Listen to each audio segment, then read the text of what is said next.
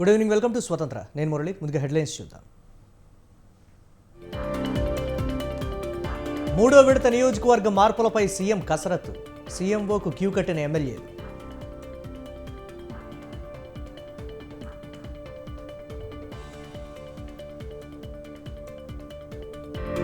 YS మరణంపై వైసీపీవి అర్ధరహిత ఆరోపణలు. జగన్ మానసిక స్థితిపై అనుమానం వస్తోందన్న గిడుగు.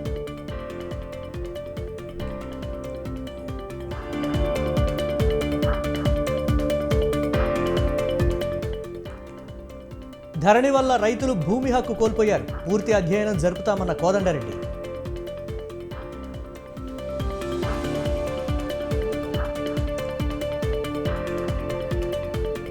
కాంగ్రెస్ ఎన్నికల హామీలు విస్మరించింది. ఇప్పటికీ రైతు బంధు ఇవ్వలేదన్న నిరంజన్ రెడ్డి.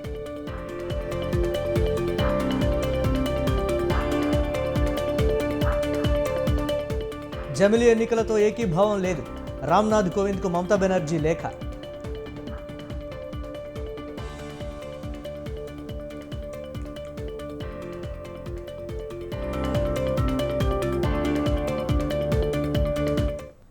దెందులూరు అసెంబ్లీ సెగ్మెంట్కు టీడీపీ జనసేన కూటమి తరపున కొత్త అభ్యర్థిని ప్రకటించాలని దెందులూరు టీడీపీ నేతలు డిమాండ్ చేస్తున్నారు. మాజీ ఎమ్మెల్యే చింతమనేని ప్రభాకర్కు మరొకసారి అవకాశం ఇస్తే ఇక్కడ పరాజయం తప్పదని హెచ్చరిస్తున్నారు. చింతమనేని ప్రభాకర్ ఏకపక్ష నిర్ణయాలతో పార్టీ నష్టపోతోందని, వెంటనే అభ్యర్థిని మార్చి పార్టీని బ్రతికించాలని విజ్ఞప్తి చేస్తున్నారు. మరోవైపు దెందులూరు నియోజకవర్గంలో 60,000 మంది కాపు సామాజిక వర్గానికి చెందిన ఓటర్లు ఉన్నారని, పొత్తులో భాగంగా ఈ నియోజకవర్గాన్ని జనసేనకు కేటాయించాలని వారు డిమాండ్ చేస్తున్నారు. దీనిపై మా ప్రతినిధి మురళీధర్ మరింత సమాచారం అందిస్తారు. జనసేన తెలుగుదేశం పార్టీ ఉమ్మడి అభ్యర్థి నిలిపించాలని చెప్పేసి ఆ పార్టీకి చెందిన నేతలు డిమాండ్ చేస్తున్నారు. అయితే ఇప్పటివరకు మాజీ ఎమ్మెల్యే చింతమనేని ప్రభాకర్ ఇన్ఛార్జిగా వ్యవహరిస్తున్నారు. అయితే ఈ నియోజకవర్గంలో కొత్త వ్యక్తిని నియమిస్తే విజయావకాశాలు బాగుంటాయని చెప్తున్నారు. మనతో మాట్లాడేందుకు జనసేన నాయకులు ఉన్నారు. చెప్పండి, ఏంటంటారు? అసలు దెందులూరు నియోజకవర్గం అంటే చింతమనేని ప్రభాకర్కి పెట్టింది పేరు. అటువంటి నియోజకవర్గంలో అతన్నే కాకుండా ఫ్రెష్ క్యాండిడేట్ నియమించడం కారణం ఏంటంటారు? ఇప్పుడున్న దెందులూరు నియోజకవర్గంలో ప్రజా వ్యతిరేకత అనేది వైసీపీ ప్రభుత్వం మీద చాలా అధికంగా ఉంది. ఈ అధికంగా ఉన్న ప్రజా వ్యతిరేకతని జనసేన తెలుగుదేశం పార్టీ ఉమ్మడి అభ్యర్థిగా ఫ్రెష్ క్యాండిడేట్ని నియమిస్తే ప్రజలందరూ కూడా బంపర్ మెజార్టీ తోటి 30,000కు పైగా మెజార్టీ తోటి గెలిపించుకునే విధంగా ఆ ప్రజలందరూ కూడా చూస్తున్నారు. కాకపోతే వాళ్ళకి ఏం కావాలంటే ఒక నిజాయితీ గల నాయకుడు, ప్రజల కోసం పనిచేసేవాడు, ప్రజల కోసం తప్పించేవాడు, ప్రజల్లో ఉన్నవాడు కావాలని చెప్పి కోరుకుంటున్నారు. అదే ఫ్రెష్ క్యాండిడేట్, ఎటువంటి అలిగేషన్స్ లేని క్యాండిడేట్ అయితే చాలా బాగుంటుందని చెప్పి జనసేన పార్టీ నాయకులు అలాగే తెలుగుదేశం నాయకులు కూడా ప్రతి ఒక్కరు కూడా కోరుకుంటున్నారు. ప్రజలందరూ కూడా మంచోడు వచ్చి పనిచేస్తే బాగుంటుందని, డెవలప్మెంట్ చేస్తే బాగుంటుందని కోరుకుంటున్నారు. అంటే చింతమనేని ప్రభాకర్ ఆ నియోజకవర్గం చాలా అభివృద్ధి చేశారు, అతని క్యాండిడేట్ అయితేనే బాగుంటుందని చెప్పేసి కూడా కొంతమంది పార్టీలు కూడా అంటున్నారు. మరి మీ వైపున వ్యతిరేకత ఉందని చెప్పి అంటున్నారు. ఏ రకంగా? ఇప్పుడు ఒక వ్యక్తి గురించి మనం మాట్లాడతలేదండి. ఇక్కడ జనసేన తెలుగుదేశం పార్టీ ఉమ్మడి అభ్యర్థి గురించి మనం మాట్లాడుతున్నాం. ఆయన తెలుగుదేశం పార్టీలో చింతమనేని ప్రభాకర్ గారు ఉన్నారు, జనసేన పార్టీలో నేనున్నాను, మిగతా నాయకులందరూ కూడా ఉన్నారు. అలాగే తెలుగుదేశం పార్టీలో మా నాయకులందరూ కూడా వాళ్ళ నాయకులు ఉన్నారు, అలాగే జనసేనలో నాయకులు ఉన్నారు. మేమందరం కోరుకునేది ఏంటంటే ఫ్రెష్ క్యాండిడేట్ని, ప్రజలకి ఇతని మీద నమ్మకం ఉందనే క్యాండిడేట్ని, బాగా చేస్తాడనే క్యాండిడేట్ని, ప్రజలను గౌరవిస్తాడనే క్యాండిడేట్ని ఎంచుకోవాలని చెప్పి మేమందరం కూడా కోరుకుంటున్నాం. మీరు చెప్పండి, తెలుగుదేశం పార్టీలో ఒక సీనియర్ నాయకులు ఎప్పటి నుంచి రామారావు పార్టీ స్థాపించిన కాడి నుంచి ఉన్నారు. మరి ఇప్పుడు మీరు కొత్తగా ఈ నినాదం తీసుకొస్తారు, ఏంటంటే కారణం ఏంటంటారు? ఇప్పుడు లోగడ కారపాటి సాంబశివరావు గారిని ఎందుకు మార్చడం జరిగింది? అదే జయంతో ఇవాళ ప్రజలు ఈయన్ని మారిస్తే తప్పకుండా సక్సెస్ అవుతాము, గెలుస్తాము, జనసేన టీడీపీ ఉమ్మడి దీంతో గెలుస్తామనే భావం ప్రజల్లో బలమైన ఉంది. అది ఓటింగ్లో చూపిస్తారు. అది ఇప్పుడు కొంతమందే బయటపడతారు. ఆ రోజునైనా సాగర్ గారు, దత్తు, కొంతమంది భాస్కర్రావు గారు బయటపడ్డారు. తర్వాత పైకి తెలిసింది. ఇవాళ కూడా పై వారికి మీ ద్వారా తెలియపరచడానికి వీరు జనసేన తెలుగుదేశం సమిష్టిగా ఒక సమావేశం ఏర్పాటు చేస్తామనంటే మేము దానికి ఎప్పుడైనా బలపడాల్సిందే. ఇక్కడ కూడా జనసేనకి ఇచ్చినా కూడా చేస్తారండి, టీడీపీకి ఇచ్చినా చేస్తారు. ఆ ఉభయ నాయకులు ఇద్దరు కూడా ఐక్యతగా ఉండి ఎవరు నాయకుడు కావాలనుకుంటే వాళ్ళు నోటితోటి ఇస్తే మేమందరం చేస్తాం. చెప్పండి, మీరు చెప్పండి, అసలు ఏంటి, ఎలా ఉంది దెందులూరు నియోజకవర్గంలో ఒకేసారి ఈ రకమైన వెర్షన్ రావడం చాలా సంచలనంగా చెప్పుకోవచ్చు. ఎందుకనంటారు? సంచలనం అంటే ఒక ఎమ్మెల్యేగా పనిచేసిన వ్యక్తి 10 సంవత్సరాలు ఎమ్మెల్యేగా చేసిన తర్వాత మళ్ళీ 5 సంవత్సరాలు మళ్ళీ వేరే పార్టీ కూడా గెలిచారు. 15 సంవత్సరాలు అయ్యేసరికి మార్పు కావాలని చెప్పి తర్వాత కోరుకోవడం చాలా సహజం. మార్పు కోసం ప్రజలంతా మార్పు కోసం చూస్తున్నారు. ఇంకోటి ఏంటంటే మనం ప్రజాస్వామ్యంలో ఉన్నాం, మనం రాచరికంలో లేవు.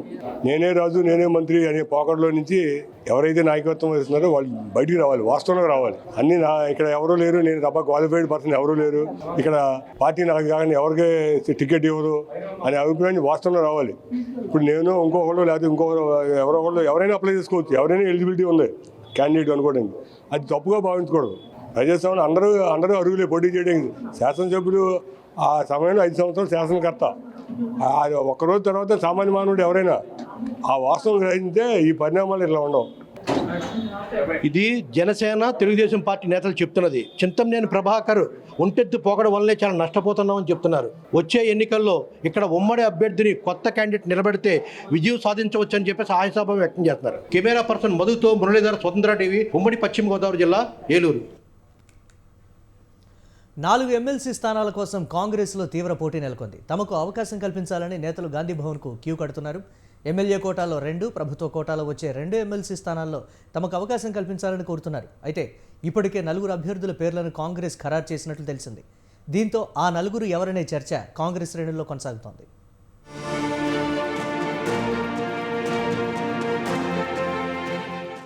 ఎమ్మెల్యే కోటాలోని 2 ఎమ్మెల్సీ స్థానాలకు నోటిఫికేషన్, వారంలోపు నామినేషన్ దాఖలు, 2 ఎమ్మెల్సీ స్థానాలకు విడివిడిగా ఎన్నికలు, ఈ తతంగమంతా రెడీ అయింది. అయితే ఈ 2 స్థానాలు అధికార కాంగ్రెస్నే వరించనున్నాయి. ఎమ్మెల్సీ సీట్ల కోసం ఎందరో సీనియర్ కాంగ్రెస్ నేతలు పోటీ పడుతున్నారు. అసెంబ్లీ ఎన్నికల్లో టికెట్లు త్యాగం చేసిన నేతలు, పరాజయం పాలైన నేతలు, కొత్త నేతలు, ఇలా చాలా మంది నేతలు టికెట్లు ఆశిస్తున్నారు. అయితే 2 నేతలకు టికెట్లు కన్ఫర్మ్ అయినట్లు గాంధీ భవన్లో చర్చ జరుగుతోంది.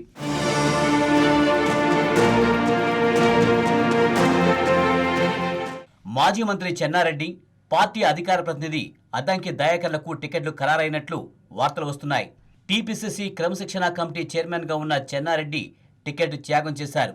వనపర్తి నుంచి చెన్నారెడ్డికి టికెట్ ఇచ్చినట్లే ఇచ్చి చివరి నిమిషంలో బీఫామ్ను మేఘారెడ్డికి ఇచ్చారు.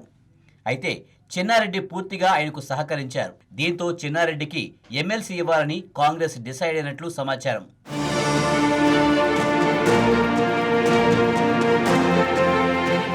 ఎస్సీ రిజర్వ్డ్ తుంగతుర్తి సీటు ఆశించిన అద్దంకి దయాకర్కి ఆ టికెట్ దక్కలేదు. అయినా ఏమాత్రం అసంతృప్తికి గురికాకుండా పార్టీ గెలుపులో అద్దంకి దయాకర్ కీలక పాత్ర పోషించారు. 2014-18 ఎన్నికల్లో తుంగతుర్తి నుంచి కాంగ్రెస్ అభ్యర్థిగా పోటీ చేసిన అద్దంకి స్వల్ప ఓట్ల తేడాతో ఓడిపోయారు. ఈ దఫా సైతం టికెట్ మరొకరికి ఇచ్చినా ఆయన ఏమాత్రం బాధపడలేదు.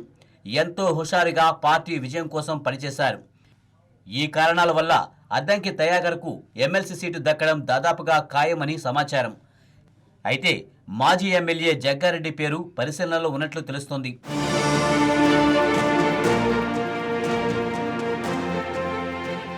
గవర్నర్ కోట 2 ఎమ్మెల్సీ స్థానాల్లో తటస్థులకు అవకాశం కల్పించాలని కాంగ్రెస్ ప్రభుత్వం భావిస్తున్నట్లు తెలుస్తోంది. అయితే గవర్నర్ దీనికి సుముఖంగా ఉంటారో లేదో తెలియని పరిస్థితి ఉంది. బీఆర్ఎస్ ప్రభుత్వంలో ఆ పార్టీ నేతల పేర్లను గవర్నర్ తిరస్కరించారు. ఈ కారణంగా విద్యారంగంలో విశేష అనుభవం గల ప్రముఖులకు గవర్నర్ కోటాలు ఎమ్మెల్సీగా నామినేట్ చేయాలని కాంగ్రెస్ డిసైడ్ అయినట్లు సమాచారం. ఇందులో భాగంగానే ఉద్యమ నేత కోదండరాం, ముఫఖాంజా కాలేజీ చైర్మన్ జాఫర్ జావిద్ పేర్లను ఫైనలైజ్ చేసినట్లు తెలుస్తుంది.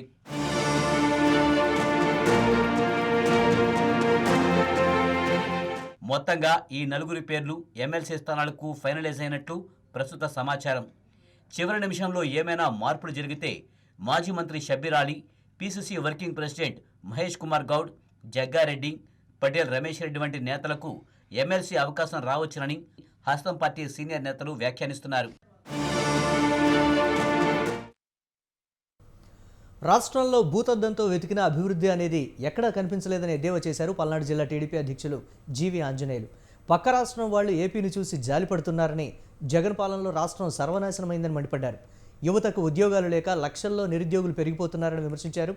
ఇచ్చిన హామీలను అమలు చేయడంలో వైసీపీ ప్రభుత్వం పూర్తిగా విఫలమైందని చెప్పారు. టీడీపీ రా కదలిరా సభకు జనం తండోపతండాలుగా వస్తున్నారని, టీడీపీ జనసేన కూటమి 165 సీట్లలో విజయం సాధిస్తుందని జీవి ఆంజనేయులు ధీమా వ్యక్తం చేశారు. భూతద్దని చెప్పిన అభివృద్ధి కనిపించట్లేదు. పక్క రాష్ట్రాలు చూసి ఆంధ్రప్రదేశ్ చూసి జాలి పడుతున్నాయి. రాష్ట్ర విభజనప్పుడు కూడా ఇంత నష్టం జరగలేదు. జగన్మోహన్ రెడ్డి పాలనలో ఈరోజు రాష్ట్రం సర్వనాశనం అయిపోయింది. యువతకు ఉద్యోగాలు లేవు, లక్షల్లో నిరుద్యోగులు పెరిగిపోతా ఉన్నారు ప్రతి సంవత్సరం.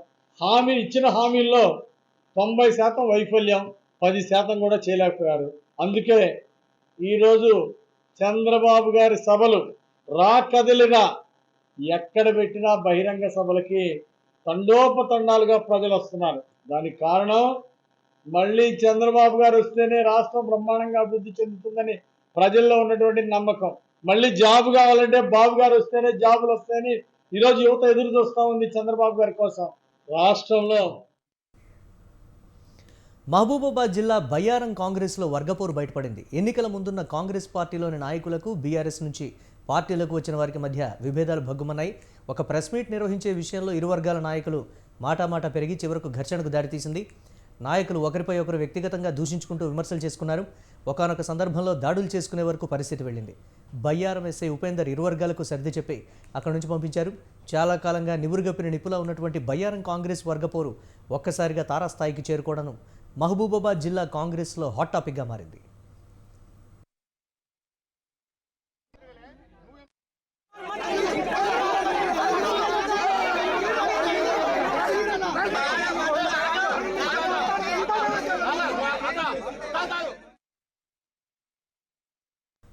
యూనివర్సిటీ స్థలంలో హైకోర్టును ఏర్పాటు తాము వ్యతిరేకిస్తున్నామని హైకోర్టు పరిరక్షణ సమితి సభ్యులు అన్నారు. సోమాజిగూడ ప్రెస్ క్లబ్లో సమావేశాన్ని ఏర్పాటు చేశారు. హైకోర్టు ఏర్పాటుపై ఎలాంటి కమిటీ అధ్యయనానికి నియమించకుండా జీవో నెంబర్ 55ను తీసుకురావడాన్ని తాము వ్యతిరేకిస్తున్నామని హైకోర్టు సీనియర్ న్యాయవాది శారదాగౌడ్ తెలిపారు. ప్రకృతి భాండాగారంగా ఉన్న యూనివర్సిటీ భూములను కేటాయించడంపై ప్రభుత్వం పునరాలోచించాలని కోరారు. గవర్నమెంట్ ఇష్యూ చేసిన జీవో నెంబర్ 55 ఎందుకు యూనివర్సిటీ ల్యాండ్ ఇవ్వటం జరిగింది, దాని వెనుక అసలు రహస్యం ఏంటి అనేది ఇంతవరకు కూడా ఎవరికి బయట చెప్పలేదు. యూనివర్సిటీ కూడా ఎవరితో డిస్కస్ చేయకుండా, యూనివర్సిటీ బోర్డ్ ఆఫ్ మేనేజ్మెంట్తో కూడా డిస్కస్ చేయకుండా, యూనివర్సిటీ అధికారులతో కూడా డిస్కస్ చేయకుండా ఈ 100 ఎకరాలు ఇవ్వడంలో ఆంతర్యం ఏంటి? ఎందుకు?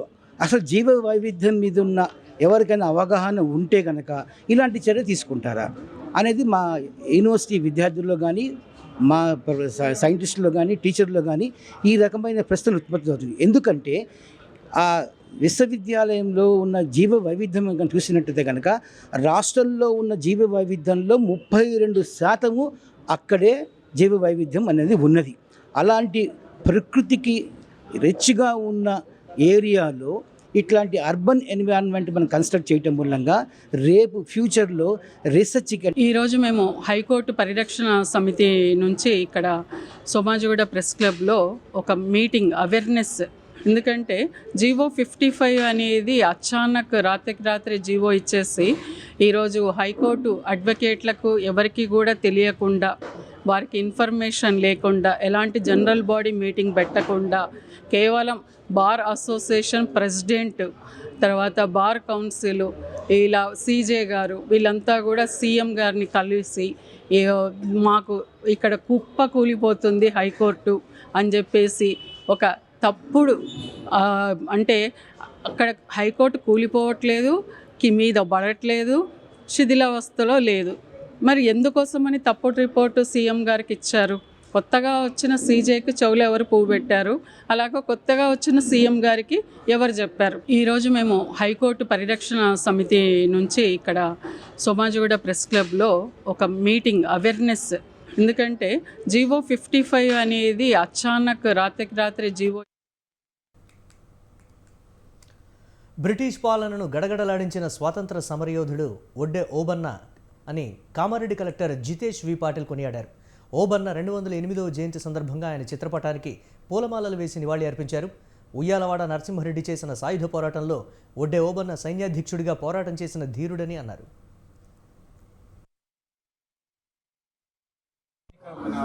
ఈ స్వాతంత్ర యోధులు ఉన్నారు, వారి గురించి ఇది జయంతి అయితే చాలా సంతోషంగా ఉంది. కొన్ని వర్గాలు లేదా కొన్ని జనాలతో వచ్చినట్ల కాదు, ప్రతి ఒక్క వర్గం నుంచి చాలా త్యాగాలు చేసిన వారు ఉన్నారు. వారి త్యాగం, వారు చేసే పోరాటం అది గుర్తించి మనం ఈరోజు చేస్తున్నాం. సో రాణి లక్ష్మీబాయి అందరికీ తెలుసు, అట్లానే మన వడ్డే ఒబ్బన్న గారి గురించి కూడా మన అందరికీ వచ్చే తరాలకి కూడా తెలవాలి, ఎందుకంటే అది ప్రౌడ్గా ఫీలింగ్ ఉంటుంది. సో అందరిది సహకార్యం ఉంది, ముందుకి పోతూ కూడా అందరు వర్గాలు మన దేశ అభివృద్ధి కోసం, మన రాష్ట్ర అభివృద్ధి కోసం కలిసి పనిచేయాలని చాలా మంచి సందేశం అప్పటి నుంచే ఇది మనకి ఉంది. సో అందరు కలుసుకొని ఈరోజు వచ్చినందుకు చాలా 4 నెలల పెండింగ్ వేతనాలు చెల్లించాలంటూ స్వచ్ఛ ఆటో కార్మికులు విధులు బహిష్కరించారు. వరంగల్ మున్సిపల్ కార్పొరేషన్ ముందు స్వచ్ఛ ఆటోలతో ఆందోళన చేశారు. గ్రేటర్ వరంగల్ మున్సిపల్ కార్పొరేషన్ పరిధిలో 169 స్వచ్ఛ ఆటోలు 66 డివిజన్ల నుంచి చెత్త సేకరిస్తున్నాయి. 4 నెలల నుండి తమకు వేతనాలు చెల్లించకపోవడంతో స్వచ్ఛ ఆటో కార్మికులు ఆందోళన చేపట్టారు. పెండింగ్ వేతనాలు చెల్లించే వరకు ఆటోలు తీసేది లేదని కార్మిక సంఘం నాయకులు తెలిపారు. మాకు జీతాలు ఇస్తలేదు, జీతాలు ఇవ్వకపోవడం వల్ల మా కుటుంబాలు రోడ్డు మీద పడ్డాయి. మాకు బండ్లకు మెయింటెనెన్స్ రిపేర్ చేయించుకోవడానికి పైసలు లేక బయట ఎక్కడైనా ప్రైవేట్ అప్పులు తెచ్చుకోవడానికి పోయినా కూడా ఆ బ్యాంకులకు లోన్లు ఉండి బ్యాంకు లోన్ ద్వారా బండి తీసుకున్నాం కాబట్టి ఆ ఇన్స్టాల్మెంట్ మున్సిపాలిటీ చెల్లించవలసిన 60 నెలల చెల్లించవలసిన ఇన్స్టాల్మెంట్ 72 నెలలు అయినా కూడా కంప్లీట్ చేయకోకుండా వాళ్ళు దాంట్లో బ్యాంకులో మైనస్ బ్యాలెన్స్ అయిపోయి కనీసం మాకు ప్రైవేట్ బ్యాంక్ కూడా ₹1 ఫైనాన్స్ అప్పు ఇచ్చే పరిస్థితి లేని పరిస్థితిలో బండ్లు నడపలేకనే బండ్లు తీసుకొని వచ్చినాం. ఈ బండ్లు కూడా మేము కావాలని కోరుకోలేదు, మున్సిపాలిటీ ఇప్పించింది కాబట్టి మా పేరు మీద రిజిస్ట్రేషన్ బండ్లే అయినప్పటికీ కూడా మాకు ఆ బండ్లతో రిపేరు మెయింటెనెన్స్ ఇన్ని రోజులు పనిచేసినందుకు మాకు జీతాలు కూడా రాని పరిస్థితిలో బయట ఎవ్వరు ఇస్తలేరు కాబట్టి ఆ బండ్లను తీసుకొని ఆఫీస్కి రావడం జరిగింది. గత 4 నెలల నుంచి మాకు జీతాలు ఇస్తలేదు, జీతాలు ఇవ్వకపోవడం వల్ల మా కుటుంబాలు రోడ్డు మీద పడ్డాయి. మాకు బండ్లకు మెయింటెనెన్స్ రిపేర్ చేయించుకోవడానికి పైసలు లేక బయట ఎక్కడైనా ప్రైవేట్ అప్పులు తెచ్చుకో. ఆదిలాబాద్ జిల్లాలో పులుల మృత్యువాత కలకలం రేపుతోంది. ఇప్పటికే 2 పులులు మృతి చెందగా మిగిలిన పులుల జాడ కోసం అధికారులు అడవిని జల్లెడ పడుతున్నారు. కాగజ్ నగర్ అడవిలో 6 పులులు కెమెరాకు చిక్కాయి. అందులో 2 పులులు మృత్యువాత పడ్డాయి. దీంతో మిగతా 4 పులుల కోసం అధికారులు 3 రోజులుగా విస్తృతంగా గాలిస్తున్నారు. యానిమల్ ట్రాకర్ బృందాలు అడవంతా జల్లెడ పడుతున్నాయి. అయితే ఒక పులి కెమెరాకు చిక్కింది. దీంతో ఇతర పులులను వెతికేందుకు సిబ్బంది ప్రయత్నాలు చేస్తున్నారు.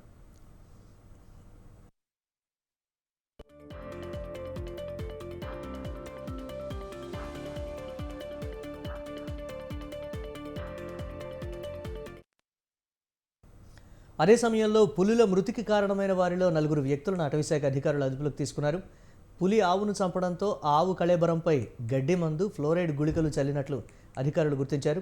ఆ కళేబరాన్ని తిన్న 2 పులులు మృత్యువాత పడ్డాయి. ఈ నేపథ్యంలోనే 4గురిని అదుపులోకి తీసుకుని దర్యాప్తు చేస్తున్నారు. మరోవైపు సిబ్బంది నిర్లక్ష్యంతోనే పులుల మృత్యువాత పడ్డాయని భావిస్తున్న ఉన్నతాధికారులు పలువురిపై వేటు వేయనున్నట్లు తెలుస్తోంది.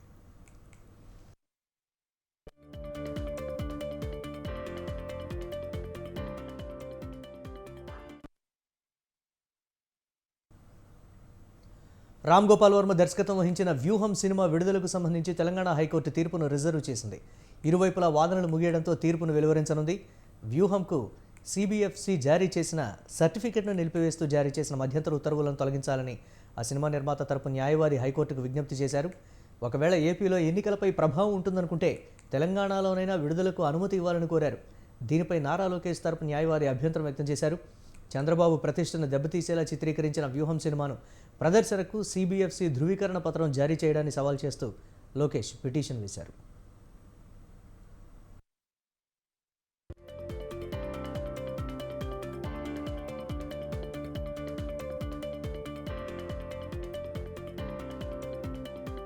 పార్లమెంటు బడ్జెట్ సమావేశాల షెడ్యూల్ ఖరారైనట్లు తెలుస్తోంది. జనవరి 31 నుంచి ఫిబ్రవరి 9 వరకు ఈ సమావేశాలను నిర్వహించనున్నారు. తొలి రోజు ఉభయ సభలను ఉద్దేశించి రాష్ట్రపతి ద్రౌపది ముర్ము ప్రసంగించనున్నారు. ఫిబ్రవరి 1వ తేదీన కేంద్ర ఆర్థిక మంత్రి నిర్మలా సీతారామన్ బడ్జెట్ సభలో ప్రవేశపెడతారు. ప్రస్తుత ప్రభుత్వం తీసుకొచ్చే చివరి పద్దు ఇది. సార్వత్రిక ఎన్నికలు జరగనున్న నేపథ్యంలో కేంద్రం ఈసారి ఓటాన్ అకౌంట్ బడ్జెట్ను ప్రవేశపెట్టనుంది. అంటే కొత్త ప్రభుత్వం కొలువుదీరే వరకు చేయాల్సిన ఖర్చులకు పార్లమెంట్ ఆమోదం తీసుకోవడమే ఓటాన్ అకౌంట్ బడ్జెట్. బ్రిటిష్ కాలం నుంచి ఈ సాంప్రదాయం కొనసాగుతోంది. ఈసారి ఆకర్షణీయమైన ప్రకటనలు, విధానపరంగా కీలకమైన మార్పులు ఉండకపోవచ్చని ఇప్పటికే ఆర్థిక మంత్రి నిర్మలా సీతారామన్ సంకేతాలు ఇచ్చారు. అయితే ఎన్నికల ముందు మహిళా రైతులకు కేంద్రం ఈ బడ్జెట్ సమావేశాల్లో శుభవార్త చెప్పే అవకాశాలు ఉన్నట్లు తెలుస్తోంది. వీరికి పీఎం కిసాన్ సమ్మాన్ నిధి మొత్తాన్ని రెట్టింపు చేసే ప్రతిపాదనలు ఉండొచ్చని భావిస్తున్నారు.